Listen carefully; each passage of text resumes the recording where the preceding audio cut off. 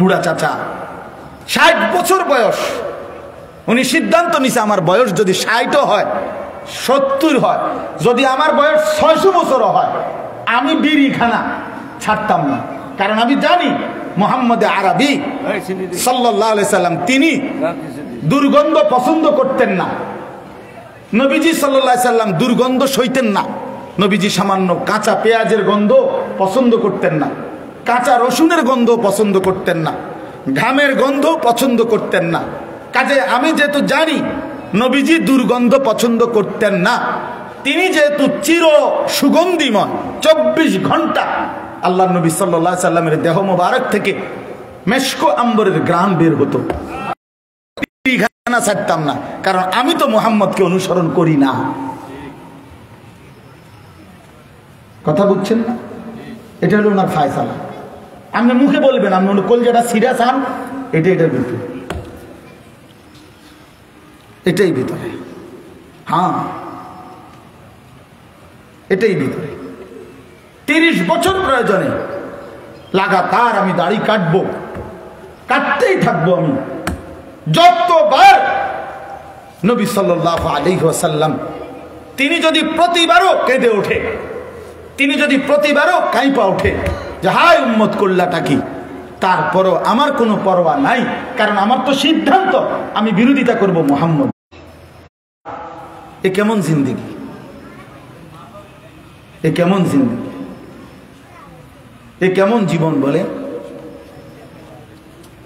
দিন স্পষ্ট বলছেন, লা তুকবালু ইয়াকবালু ইল্লা তাইয়িবান, নিশ্চয়ই আল্লাহ পবিত্র, পবিত্রতা ছাড়া তিনি কিছুই গ্রহণ করেন না। নবী সাল্লাল্লাহু আলাইহি ওয়াসাল্লাম বলছেন, আত-তুহুরু শাতরুল ঈমান, পবিত্রতা ঈমানের অংশ কিংবা অর্ধাংশ। নবীজি বলছেন, মিফতাহুস সালাতে আত-তুহুর, পবিত্রতা নামাজের চাবি। নবী সাল্লাল্লাহু আলাইহি ওয়াসাল্লাম এত ভাবে বলছেন, কোরআনুল কারীমের মধ্যে আছে, কোরআনে আল্লাহ বলছেন, বান্দা তুমি যদি পেশাব করে, পায়খানা করে অথবা বীর্যপাত হওয়ার কারণে গোসলও ফরজ হয়, যদি তোমার পানি না মেলে, কোনোভাবে পানির ব্যবস্থা হচ্ছে না, প্রয়োজনে মাটি দিয়ে তায়াম্মুম করো, ফাতায়াম্মামু সাঈদান তাইয়্যিবা, মাটি দিয়ে তায়াম্মুম করো। যদি বলি আল্লাহ মাটি দিয়ে সামান্য একটু মুখ মুছলে মাটি আর হাত মুছলেই সারব পবিত্রতা, একেবারে এত তাড়াহুড়ার কি আছে, পানি মিলুক পরে চিন্তা করুন। আল্লাহ তাআলা কোরআনে বলছে, বান্দা প্রয়োজনে মাটি দিয়ে হলেও পবিত্রতা অর্জন করো। কেন জানো? আমি আল্লাহ সারাক্ষণ আমার বান্দাকে পবিত্রই দেখতে চাই। ওয়ালাকিন ইউরিদু লিইউতাহহিরাকুম, আমি আল্লাহ চাই তোমাদেরকে পবিত্র দেখতে, পবিত্র দেখতে। আল্লাহ যেন বলে, বিশ্বাস করো বান্দা, তোমার শরীর নাপাক থাকুক, আমি এটা মোটেই পছন্দ করি না, আমার একদম ভালো লাগে না, এটা একদম ভালো লাগে। তুমি পেশাব করে পানি নিবা না, টয়লেট পেপার ব্যবহার করবা না, তুমি এরকম অপদার্থ, এরকম ফালতু, এটা তো আমি কোন মুসলমানের জন্য আমি আল্লাহ এটা পছন্দই করি। যে আমার বান্দা, আমার মুমিন, আমার ইমানদার বান্দা, ওই এরকম ফালতু হবে কেন, ওই এত বাজে হবে কেন, এরকম হবে কেন? আজ আমাদের সন্তানদের নিজেরা ফ্যাশন মানে কি, সারাক্ষণ চুলিটারে মাথার মধ্যে এটারে কোন রকম একটা কাটিং বানায়, এটারে শুধু ঘুরায়, মানে এর চাইতে বড় ছাগলামি আমি অনেক চিন্তা করে দেখছি, মানে এর চাইতে বড় প্রতিবন্ধিতা আর কিছু হইতে পারে না, যে নিজেই বড় রাইখা নিজেই বিকট বিদঘুটে আফ্রিকান জঙ্গলের মতো কোন প্রাণীর মতো চুল বানায়, আবার নিজেই একবার এদিকে ফিরায়, একবার। আমার কাছে মনে হয় এই প্রতিবন্ধী, তার মানসিক সমস্যা আছে, সে সুস্থ না, স্বাভাবিক। আপনি পরীক্ষা করে দেখেন, না তুমি বাড়াইয়া দিলে বা তুমি এটা ফিরাও কেন, আর ফিরাইলে এটা বাড়াইলা কেন? কথা বোঝেন নাই আমরা? এটা যে তো তোমার অসুবিধাই করতে আছে, তো এটার আগে কাটতে লাও। আর যদি বলে না অসুবিধা করে না আমার, তো এটারে ফিরাও কেন প্রত্যেকবারে? এটা ব্যায়ামটা কি তা তোমার? একজন ভাই যুবক উত্তর দাও ভাই, দাও এখন বলো যে কি কারণ হবে বা এটারে ফ্যাশন বলে যে হাতের এমনি লারণ চুল লারণ। এটা পৃথিবীর, আমরা হুজুরদের বই বাদ দেন, স্কুলের কলেজের ইউনিভার্সিটির পৃথিবীর কোন গবেষকের কারো কোনো বইতে কথা আছে যে গবেষণায় প্রমাণিত হয়েছে একটি যুবকের সৌন্দর্য ফুটে ওঠে যখন সে চুল বারবার পিছনের দিকে বাড়ি মারে? এরকম কোন তথ্য আছে কিনা কোথাও? থাকলে আমার জানার দরকার। বলেন না কিরে বাপ, বলে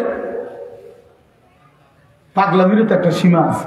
বোকা বুঝি এত বোকা হয়, নির্বোধ বুঝি এত নির্বোধ হয়। আল্লাহ নবী সাল্লাল্লাহু আলাইহি ওয়াসাল্লাম স্পষ্ট বলছে, আল মুমিনু গিররুন কারীম, মুমিন সাদাসিধা হয়, মুমিন ভদ্র হয়। আরেকটা আজীব সুন্দর কথা বলছে নবীজি, লা ইয়াখদাউ ওয়া লা ইউখদাউ, মুমিন ধোঁকা দেয় না কাউকে। আবার বলছে নবী ওয়ালা ইউখদাউ, মুমিন কারো দ্বারা ধোঁকাও খায় না। বুঝেন না? ইমানদার কাউকে কি দেয় না? ধোঁকাও দেয় না। আবার ইমানদার কারো দ্বারা কি খায় না? ধোঁকাও খায়। মুমিন এত বেকুব হইতে নাই, ইমানদার এত বেকুব হইতে নাই। আমারে চালাইতেছে আরেকজনে কিল্লিগা। আমার আত্মমর্যাদা কোথায়? আমার আত্মসম্মান কই? আমার গায়রত কোথায়? আমার আত্মপরিচয় কোথায়? আমি একবার ক্রিকেট খেলোয়াড়ের মতো, একবার ফুটবল খেলোয়াড়ের মতো, একবার সিনেমার নর্তকীর মতো, একবার নাটকের অভিনেতার মতো, একবার ইউরোপের কোন খেলোয়াড় কাফের মুশরিক বেঈমান তাদের মতো আমি আমাকে বারবার সাজানো ঘুরাই ফিরাই, এক একবার এক এক রং এক এক ঢং ধরি। এই ছলনাময়ী এক এক সময় এক এক রং ধরে, এ তো মুমিনের সিফাত হইতে পারে না, এটা তো ইমানদারের পরিচয় হইতে পারে না দোস্ত। এই জন্য বাবারা আপনাদেরকেও বলি, প্রত্যেকেই আগে এই কথা বুঝেন।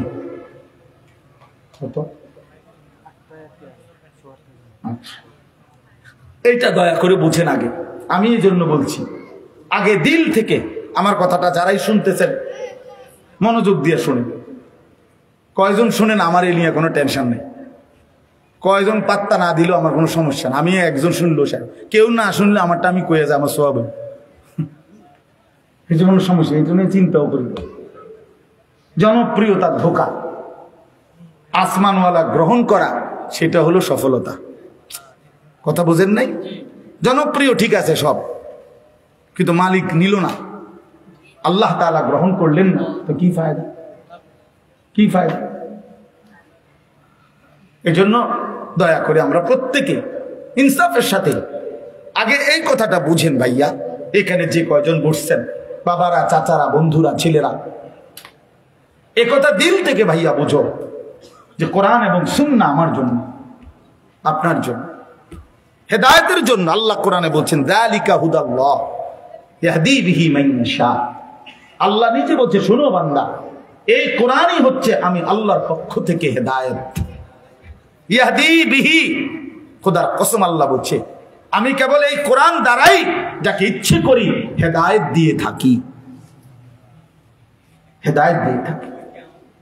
অতএব কোরআন এবং সুন্নাহর সাথে সম্পর্ক নাই, কোরআনুল কারীমের হুকুমটা গ্রহণ করে না, রাসূলুল্লাহ সাল্লাল্লাহু আলাইহি সাল্লামের তরিকা গ্রহণ করে না, নিশ্চিত সে কোন সঠিক পথ, সুপথ, আলোকিত রাস্তা খোদার কসম তার মিলবে না।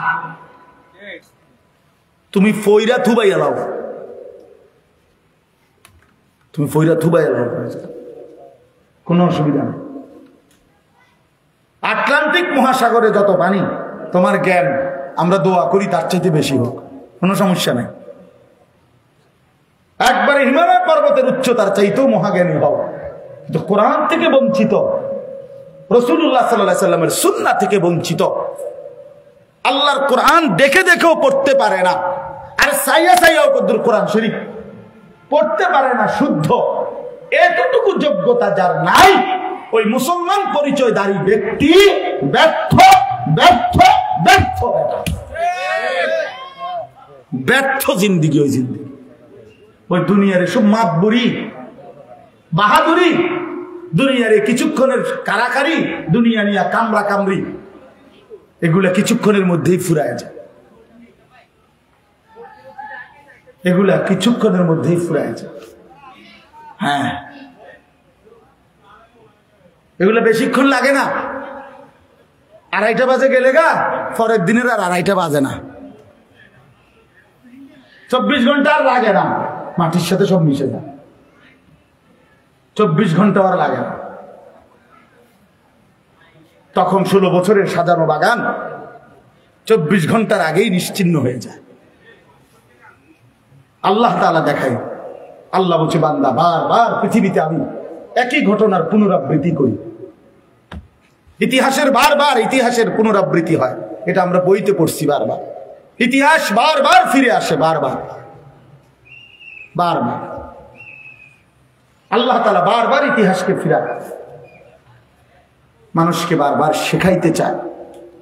কোরআনুল কারীমের মধ্যে আছে আল্লাহ তাআলা নবী সাল্লাল্লাহু আলাইহি সাল্লামকে বলছেন, শুনেন, নবীজিকে আল্লাহ বলছে ফাকসুসিল কাসাস, হে নবী আপনি পূর্ববর্তী জাতির ঘটনা বলি আপনি আমার বান্দাদের কাছে বর্ণনা করুন।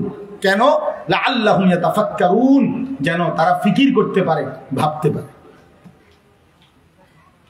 হ্যাঁ, আল্লাহ বলছে যে বন্ধু কেন আমি নূহ নবীর জাতি অবাধ্যতার ঘটনা, তাদেরকে তুফানে ধ্বংস করার ঘটনা কেন শুনাইলাম, আপনি বলেন, তারা ফিকির করবে।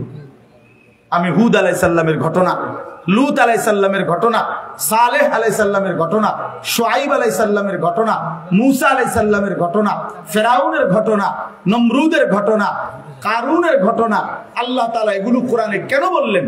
বারবার আল্লাহ বলছেন পরবর্তী বান্দারা যেন ফিকির করে। ফিকির কি করে? বাপ ফিকির করে, যেন ভাবে, যেন ভাবে। কোরআনুল কারীম আল্লাহ বলছে, কারুনকে আল্লাহ বলছিল আওয়ালাম ইয়ালাম আন্নাল্লাহা কাদ আহলাকা মিন ক্বাবলিহি মিনাল কুরুনি মান হুয়া আশাদ্দু মিনহু কুওয়াতান ওয়া আকসারু জামআ। আল্লাহ বলেন কারুনকে জানো তুমি? এই নাফরমান, তোমার আগে শক্তিতে অনেক বেশি ছিল, সম্পদেও অনেক বেশি ছিল, ধনেও বেশি ছিল, জনেও বেশি ছিল। মানে মানুষ শক্তি জনবল ছিল বেশি, সম্পদও ছিল বেশি, এরকম অসংখ্য জাতি তোমার আগে আমি ধ্বংস করে দিছি, তুমি জানো না? কোরআনুল কারীমের মধ্যে আসে আল্লাহ তাআলা বলেন কত জাতিকে আমি ধ্বংস করছি।